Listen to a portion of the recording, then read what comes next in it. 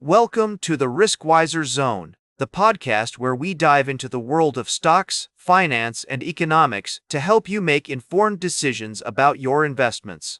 I'm your host, Lewis, and we're glad you're joining us today. We've got a packed show for you, but first, let's take a look at what's been making headlines in the financial world. The Federal Reserve has been in the spotlight lately, and for good reason. With inflation remaining elevated and the job market showing signs of weakness, the central bank is facing a tough decision whether to use interest rates to fight inflation or to boost the struggling labor market. Federal Reserve Chair Jerome Powell recently spoke about this dilemma, highlighting the challenges of balancing the Fed's dual mission to control prices and promote employment.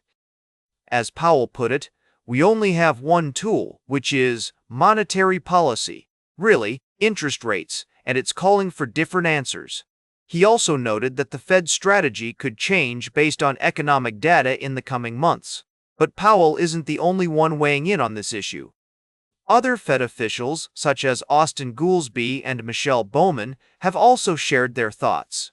Goolsbee favors gradual rate cuts, citing the risk of stagflation or stagnant growth combined with high inflation.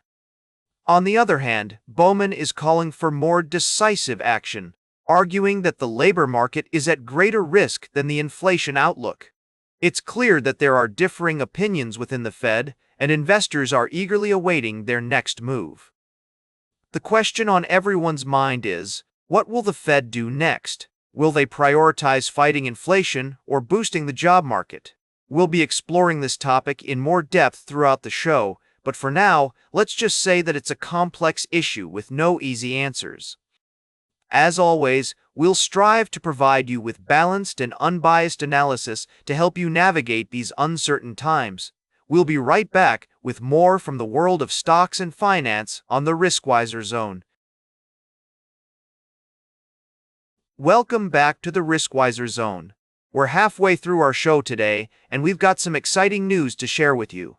In the world of finance, traditional institutions are increasingly embracing cryptocurrencies. Morgan Stanley, one of the largest investment banks in the world, has announced plans to enable Bitcoin, Ethereum, and Solana trading on its E-Trade online brokerage platform.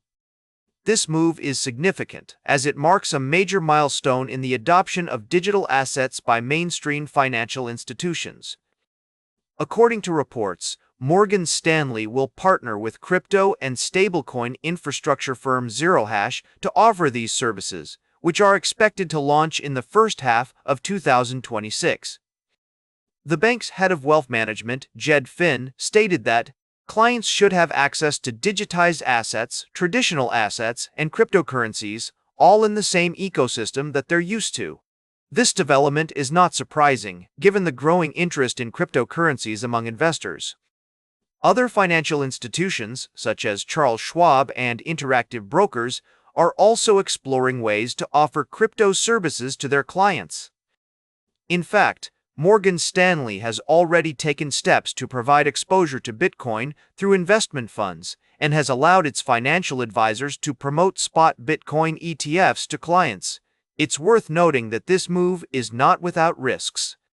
The regulatory environment for cryptocurrencies is still evolving, and there are concerns about market volatility and security. However, by partnering with a reputable infrastructure firm like ZeroHash, Morgan Stanley is taking steps to mitigate these risks and provide a secure experience for its clients.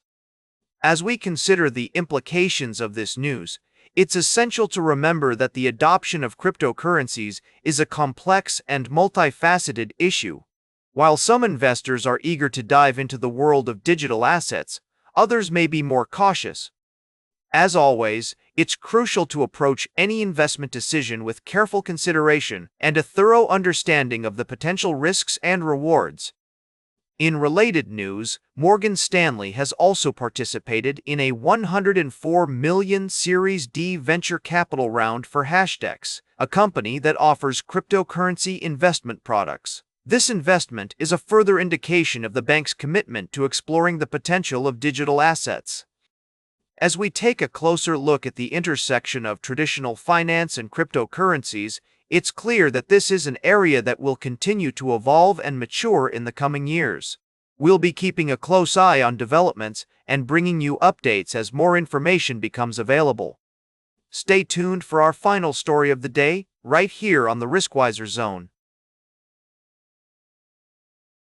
Welcome back to the Riskwiser Zone. We're wrapping up today's show with a closer look at the world of digital real estate investing. You might have heard of companies like Opendoor and Better Home, which have been making waves in the industry. Robinhood's CIO, Stephanie Guild, recently shared her thoughts on these companies, and we think it's worth diving into. Guild notes that while the real estate market has been a bit rocky, with mortgage rates near multi-year highs, there are signs that things might be shifting. As interest rates start to fall, companies like Opendoor and Better Home could potentially benefit from increased activity in the housing market. However, it's essential to approach these investments with caution, as their stock prices have already seen significant gains. We want to emphasize that it's crucial to understand the underlying companies, their management, and their strategies before investing. While some experts, like EMJ Capital's Eric Jackson, are bullish on these stocks, others might be more skeptical. It's essential to weigh the potential upside against the elevated valuations and consider the company's financials, including their ability to turn growth into sustainable profits. As we always say on the Riskwiser Zone, it's vital to be informed and make educated decisions when it comes to your investments. We're not here to give you personalized advice or endorse specific stocks, but rather provide you with a balanced view of the market. So, what can you take away from this story? Firstly, keep an eye on interest rates and their potential impact on the housing market. Secondly, do your research on companies like Opendoor and Better Home, and consider their financials and growth prospects. And finally, always prioritize caution and diversification in your investment strategy. That's all for today's Riskwiser Zone. Remember to like, share, and subscribe, and until next time, invest with caution.